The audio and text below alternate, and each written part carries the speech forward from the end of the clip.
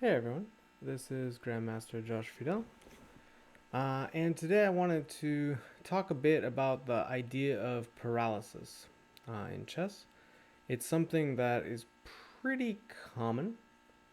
It's something that you want to always look out for in your games. In particular, I want to focus on the moments when your opponent can't really do a lot, because those are important moments to identify during your games and during positions. So I actually did a training session with a couple students of mine today, and I went over a bunch of positions, and they were really varied, like very different types of positions. But I wanted to show a few of them where they're completely different types of positions and problems or whatever you want to call them. They're positions, so I hate to call them problems because sometimes there's no like, this is a clear solution, whatever. But kind of what to do and how to play, that kind of thing. And they all have to do with paralysis in some way, but they're completely different types of positions. But really trying to think of it through the lens of I want to make it so my opponent's options are limited. So, what is the concept of paralysis in general? It basically means your opponent can't do a lot. Now, it doesn't mean they can't move necessarily. That's great if you get a position where your opponent can't move at all, but that's very rare. Typically, what it means is they can't do anything useful or anything in a while. Like it might take them several moves to untangle, and that's often all you need to accomplish something really great yourself, whether it's checkmate, winning material, or what have you. Um, and knowing when, being able to both cause that and identify it is really important. Another thing that's really crucial is when you identify such a moment, the attitude you should have. A lot of chess positions, people are in a huge rush because they want to accomplish something quickly. In many positions, if your opponent has clear counterplay, if they're threatening you, you have to accomplish things quickly. You can't take your time. One of the great features of positions that feature paralysis is that you can take your time. It's like your opponent's position's frozen in time, which means you can take more time to do what you want. You don't necessarily have to crush them immediately. And this position is a really great example. So this is white to move if you want to try to figure it out. It's a problem I like to give. Paralysis is not really the only feature here. There's many other things you can calculate, but the basic concept is how would you play as white and what variation would you choose. So if you want to pause your video and try to figure it out, go for it. So the really strong move here, you could do many things, right? It's clear you're down in exchange, but you have a lot of compensation. So one really, like clear concept is that you either want to not trade rooks or you want to make your opponent pay for it. But there's a really nice looking move that comes to mind when you really start to think about it, and that move is Rook D6. I think this move is extremely strong. So what I like about it is it's very hard to ignore this rook. If your opponent lets you have the rook and tries to move their rook, say, you have so many awful things you can do once you land a rook on d6. Your opponent actually can't move very much, so you can play slower things. To be perfectly frank, I think a move like g4 is going to be really bad news for black in a position like this. Just rip open their king, and they're not really able to defend with the current forces they have. So it doesn't really feel like you're down material. And it's not so easy to think of other moves. You could try a move like f6, but now, for example, even just a simple move like knight c4 looks particularly strong. So you're attacking the e6 pawn. If they take the rook, you take with the pawn. You have knight b6 coming in. This is also probably going to be a huge disaster. So again, these are probably not the only lines that work. So rook takes d6 followed by queen takes d6, I think, is quite crucial. But the question is, what do you do now? You traded rooks and gave up a pawn. So you have to have something quite good. So queen g5 check is the natural follow-up. You play queen f6, so you're threatening mate on f7. This is very natural. And it's pretty annoying to defend against. If you play queen e7, you checkmate in one move. If you play queen c7, it doesn't necessarily lose right away. But the problem, again, is what is black's next move? If they play knight here, you checkmate them. They play a move like this, they're threatening nothing. So you have them in a position where they just don't have a move. So you can play, for example, bishop f3, bishop here, take the pawn. They can go here, it does absolutely nothing. And you're basically just going to win the game just by playing slow moves. This is a prime example of that. You might be able to do other things as well, but it doesn't matter, right? If your opponent has to play like this to try to get their rook out, it's just going to be way too slow. By that point, you're going to have a bishop on f7, right? Like their position is just going to fall apart completely. So this is what I mean by identifying moments where your opponent cannot do a lot. Now, they do have a very clever defensive move, which is rook a7. So very good if you saw this. I forgot I already had arrows on. So there is a tactic for white. The question is, would you play it? What do you think? Would you play queen h8 and take the knight on b8 here? A lot of people get very tempted, particularly when I've given this position to younger students. They love taking this. They're like, oh, of course, I win a piece. However, one thing I'd like to note is that you've let go of the paralysis entirely. There's no more paralysis. This knight on b8, this knight on b8 looks absolutely terrible. If anything, I might prefer to be black here, actually, but it's not entirely clear. Maybe white's doing okay, but it's definitely not what we signed up for this morning. You know, like this is way out of hand. Black has a better king. Black has tons of counterplay. The bishop and knight don't always crush the rook in positions like this. They really don't. So this would be an example of what not to do. The move bishop f3, is very tempting, but if you play it here, the problem is I kind of unparalyze myself. I play this and then can play queen f8. And while white surely is not in trouble, it's difficult to do anything now. Black's plan is to try to like untangle in some way. Still not easy, but it's also a position where it's hard to do a lot as white. I can try to threaten perpetuals by bringing my queen back and forth. It's not such an easy position. So I think that it's kind of inaccurate. However, if you play queen check and here, this is one of those key moments. How many moves does black have? Not that many. And this is the moment to play bishop f3. Now, I will admit this. Bishop f3 is an important move for several reasons. However, it covers this check. It threatens to come out here. But this is the key position. How does black improve their position? It's not so easy. If you play knight here, I simply take the pawn with check. You have to sack your queen. That's very sad. If you play a move like rook c7, this is one of my favorites. So you're trying to get this knight out. You can actually play knight takes f7. And this is very cool because if you take it, you get mated. Nice little queen crawly. If you go here, this is mate. If you go here, I check you and mate. So nice little pattern. It's made possible by the rook on c7, so it's not exactly a threat. So probably black should try a move like rook d7. This is definitely a very clever move. But again, I would not take the rook. I would play here, queen here. You're going to take this next move. I don't think that black's going to have an easy defense here. Maybe they can move their queen and try to run with their king or something, but it's going to be quite ugly. And quite honestly, it's going to be not such an easy position to try to do much of anything.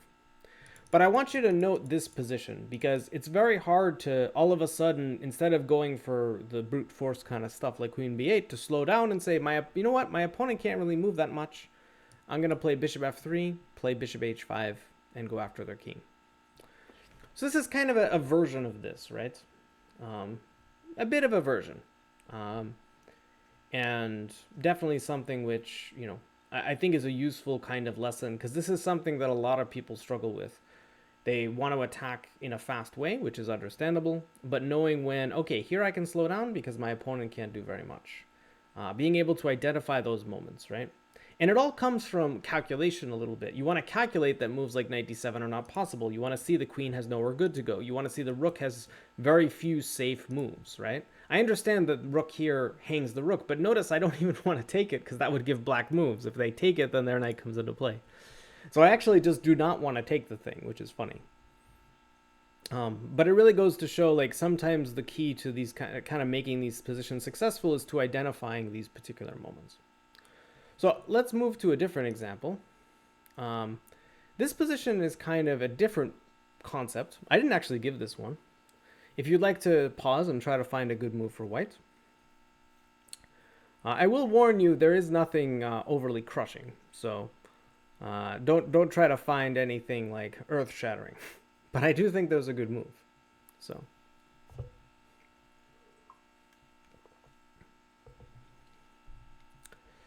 the concept is really right now, white has a really nice queenside, and these knights are paralyzing the black bishops and the black pieces. Concept of paralysis, right? So it's very important you maintain this paralysis. It's first of all very important to note that an idea like knight e7 check followed by queen takes rook does not work out so well because of queen h6, queen h2, and this is mates because the rook covers the king escape. Don't do this. Please don't do this. So that doesn't work. You could try to play a brute force move like knight d7, and if you were to take this, this would be amazing for you. You're going to double rooks. Look at this rook. It's just so powerful.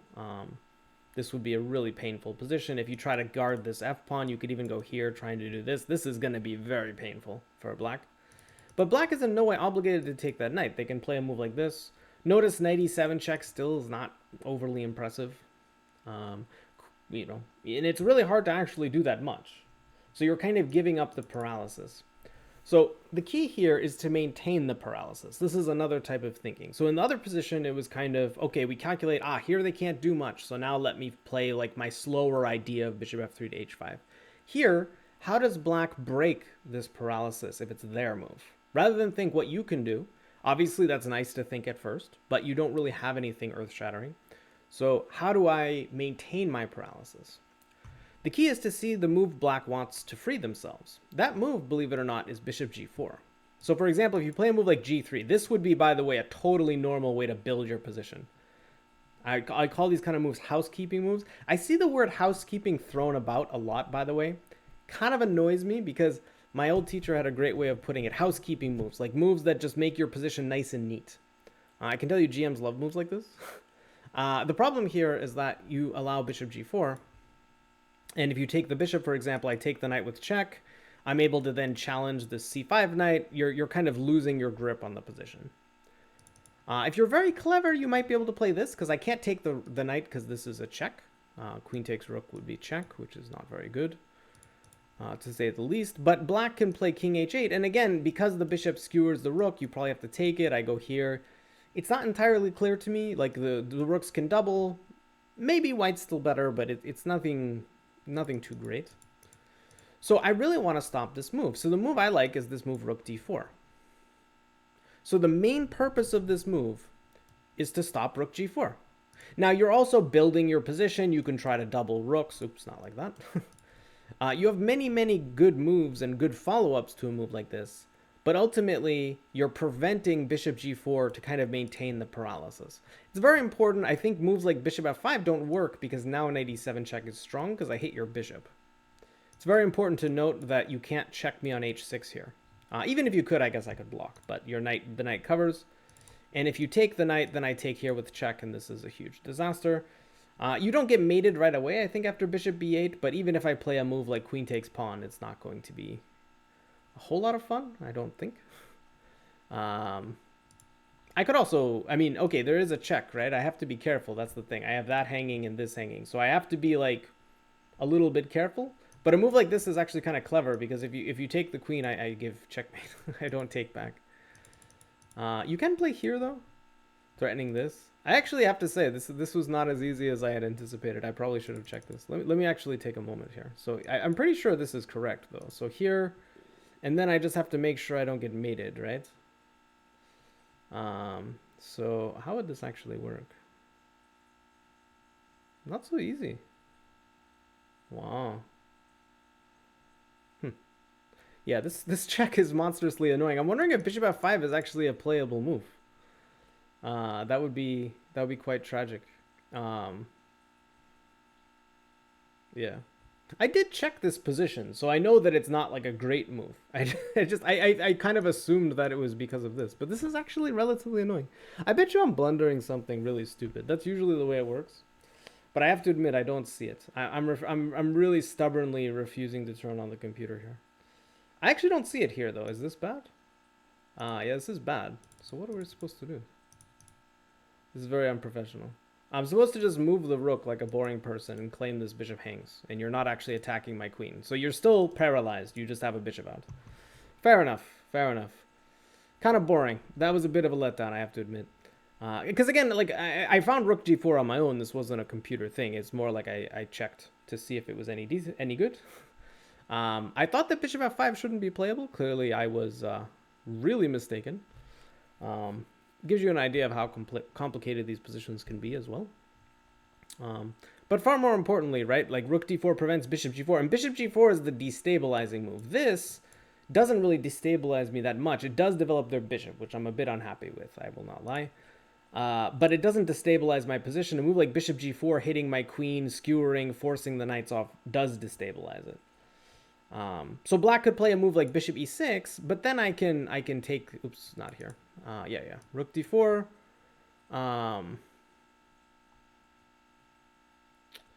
Yeah, it's after a5, sorry. After a5, so a5 is the worrisome move. This is the move that worried me, but we have this very nice rook e4 move. So the concept is that we're taking advantage of their back rank. If they try to trade rooks, this is actually a huge disaster because we're threatening queen e8 with mate and knight e7 winning the rook. And it's very important to note that they also don't have a blocker on the e-file. So even if we take the rook and they check us on h6, if they don't mate us, we're just escaping if we absolutely have to. We still have to be careful, of course, but this is just really bad for black. So the concept is that if they play bishop e6, at the very least we can take and get a nice passed b-pawn, which is quite strong. The actual lines are not so simple, right? You can see how we're not keeping them totally paralyzed. But if something like rook f8, for example, we play knight e7 check. Now we want to stop queen h6, so we play rook h4. This also hits their rook on a8.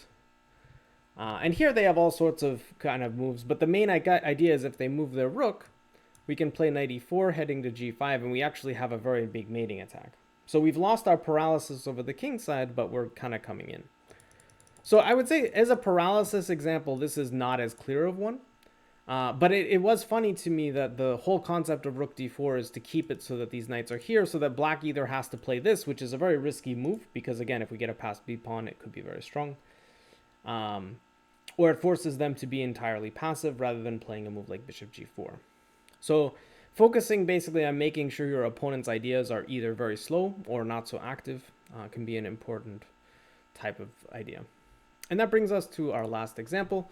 This was from the candidates tournament. The other line was actually a sideline I calculated and looked at during one of the games as well.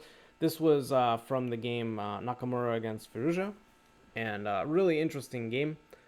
And it was one where it looked like Naka was just going to win, and then it became very complicated. But this was one position I found interesting. So it's kind of like I didn't view this as a paralysis thing. I viewed this as almost an attacking position. So once again, if you want to find a good continuation for white, feel free. Take your time, pause your video. So the lesson I kind of used for this position was a little bit different. But it occurred to me that the concept of paralysis was the same, except it wasn't paralysis as in your opponent doesn't have moves. It's the concept of paralysis that your opponent cannot hurt you. So if they can't hurt you or accomplish anything, sometimes that's enough. So in this position, white has a material advantage. Having two pieces for a rook tends to be a pretty nice advantage. We have rooks on the board. That even makes it better in a lot of cases. But at the moment, they have this very pesky e2 pawn. Nakamura chose to defend with a move, I think like bishop e1 is what he played. And this was very nerve-wracking to me. To play a move like this, it's quite passive. But I think he was attempting to win in a technical manner. And what I mean by that is to win by simply, blocking the pawn, consolidating position, and saying, well, my extra material will win out. Which is a very valid way to play. The drawback in this position is that one of white's big advantages, to my mind, is that white has superior pieces. When you play a move like bishop e1, you surrender this bit of advantage. So I think something very strong was the move rook c7 check. So this part is actually relatively obvious. You play rook c7, and I have no doubt that this was not what he had missed or whatever. And now there's king h8, there's king h7. They're actually not that dissimilar. Let's play here for now. And the key is now you play the move knight f5, for instance. So this is kind of an interesting moment. So knight f4 is a huge threat. So for example, if you play knight takes pawn, I play knight f4. I'm threatening knight g6 followed by mate, right? If you try to queen, for example, I will take this. If you take back, I will play knight g6 check. And whether you go here or here. This is a particularly pretty mate, actually, because the knight controls all these squares. This is a beautiful checkmate, really is. So your knights just become a powerful attacking force, right? I have no doubt in my mind that he had seen this. This is not something that he would miss, right? The really hard part for people is it's easy to see that you can make dangerous threats, right? If your opponent has to play a move like Rook G8, you know, or whatever, like, you know, you're going to play Rook E7, you're going to go after this pawn. This is not going to be overly challenging. If your opponent has to play passively, that's often a very good sign for you, because it means that, you know, you're going to be able to win more easily because they can't threaten you. This is kind of the big concept, right? It's not paralysis as in they have no moves. It's paralysis as in my opponent can't threaten me. I'm up material, so I should win. And that's a totally normal and valid way to play a position. So the really hard part, I think, for a lot of people at least, is what do I do against a move like knight e3? This is where people struggle because, well, knight takes g7, that doesn't look clear, the rook moves, everything's kind of messy. But this is where, and this is the really hard part, you change your thinking entirely. You change your thinking to, how do I create a position where they can't hurt me? Not where they're paralyzed, but they can't hurt me. And that answer is very simple. You take and play our knight back to e1. So now you're threatening the pawn on a7. You can't really save it. I mean, I suppose you can try something like this, but even here, you're going to lose the pawn. Even if you had this kind of thing, I could now park my bishop back here. Look at this beautiful, secure bishop. I'm going to play king f2 next. Oops, sorry, king f2. Eventually, I'm going to surround this pawn and win it. There's no real, you know, saving the pawn. Eventually, my rook can even try to come back and just win the pawn. Yes, keeping rooks on the board is nice. No, I'm not going to keep rooks on the board to... and leave black with an e2 pawn, right? Like, I'll happily trade, take the e2 pawn. It should be a very easy technical win. So more likely black will take this pawn, but I do this and play king f2. And again, it's not a position where they're paralyzed, but they cannot hurt me. Like, black cannot hurt white in any way here. And what that means is that white can just take their time, slowly win the e2 pawn, slowly push the a pawn, and win the game. You don't have to be in a rush because black cannot make a single threat. Once your king gets to f2, there are no threats at all. So it's kind of like, it's kind of an interesting concept, and what makes it really hard is that people have to have flexibility of thinking. Again, I'm not exactly sure what he missed. Maybe he thought bishop e1 was very easy. Keep in mind, these guys are calculating all the time. There's a lot going on. So it's very easy to miss things. Firouzja is extremely good at making life complicated. Maybe he just didn't want to go for this mate stuff. He thought it was a little fishy, and he's like, okay, whatever. It's hard to get inside their head. The more important thing is what to take from this example. So notice how you're playing extremely actively with the idea of making your opponent be passive or forcing them to trade off a dangerous piece, and then you're in a situation they can't hurt you. And that's really what you're trying to look for. If you're up material and get a position your opponent cannot make threats, it's just a matter of time. Then, again, the paralysis thing comes into play in that you can take your time. You don't have to rush. You can slowly reel in the point. And that's very useful because then it means that you don't have to be like crazy precise a lot of the time. It's more about just having the right plan. So for example, you take a position like this, right? Like, what is our plan? Well, our plan is king f2 and then bring our rook back. So how do we execute this plan? Let's say black plays here just to avoid bishop f8 shenanigans or whatever. We play king f2. They play their rook back somewhere. And now, okay, how are we going to surround this pawn and win this pawn? So we have a few options. Maybe the simplest is actually just rook e7, trade, go back, and then surround and take it with the knight. So let's see our plan. Rook here. We don't have to trade rooks, of course. But let's say we do something like this. We play here. So now our bishop and pawn, everything's defended. Notice how I'm not in a rush to push my pawn. The pawn will win eventually. But let's say black, I don't know, plays wherever. I mean, g5 is possible. It doesn't necessarily help. But just to illustrate my point, we do something like this. Now, you have to be careful because maybe you could argue that here you're allowing black to take this pawn, which is not necessary. I'm sure it's still winning. You can probably even go here and start like shoving this pawn or something. But okay, this is not necessary, right? So let's say, okay, we're going to play with g3. Just keep everything nice and solid. Let's say black plays here, we go here, we maneuver the knight here, we take the pawn. We have some kind of plan like this. I'm oversimplifying it just to give you an idea, right? We have this plan, we have everything simplified, and notice how we do not have to be in a hurry. We do not have to accomplish this in any short period of time because our opponent is completely unable to make any threats. So whenever you can get a position, regardless of whether you're attacking, trying to win up material, trying to keep your opponent, under control in a position like, the second example here, where you're just trying to keep your opponent under guard, so to speak.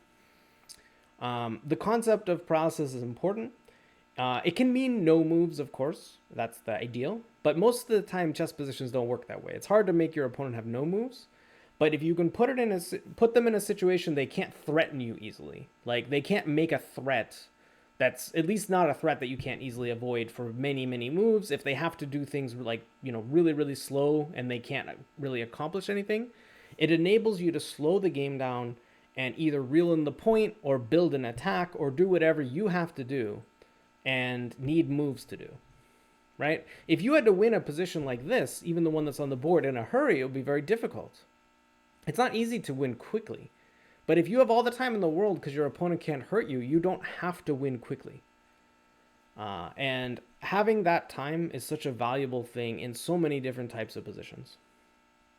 So if you can take anything away from it, it is the concept that trying to take away your opponent's threats, trying to put them in situations they cannot hurt you, is a very, very powerful both technical thing, like when you're trying to win a one position, when you're attacking, what have you.